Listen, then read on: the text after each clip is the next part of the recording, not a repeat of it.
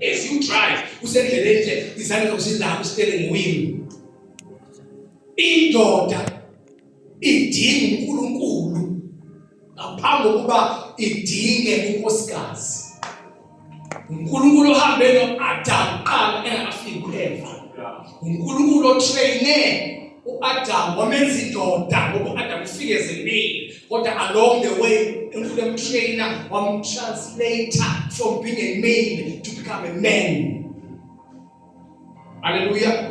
Indoda indoda yamdinga uNkulunkulu. Indoda uNkulunkulu uvusa unembeza endodeni.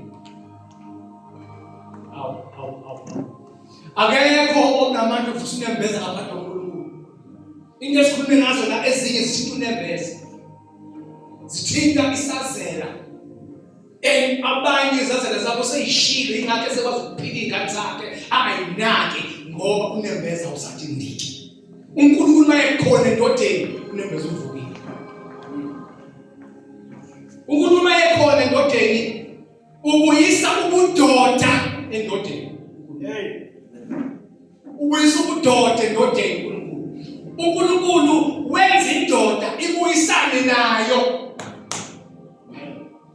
uNkulunkulu mayekhona endodeni wenza indoda ibe nokuthula nayo.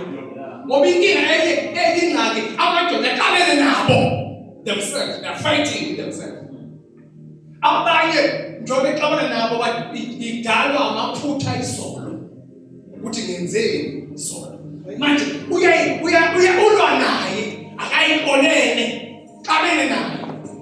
Kodwa mayekhona uNkulunkulu ukwenza reconciliation with yourself, your mind, your body, your spirit. Iba at peace. Hallelujah. Iba at peace. Indoda iyadingeka empilweni. uNkulunkulu uyadinga empilweni yendoda. Usathane lo othi amadoda wangagcwali enkonzweni. Uthola besifazane usathane. Futhi amanga kaSathane la athi into yokuthandaza yamakhosikazi. Kwazi kube njalo. From the beginning into yokuthandaza yendoda. Nangesintu nje umuntu okhuluma emsana indoda.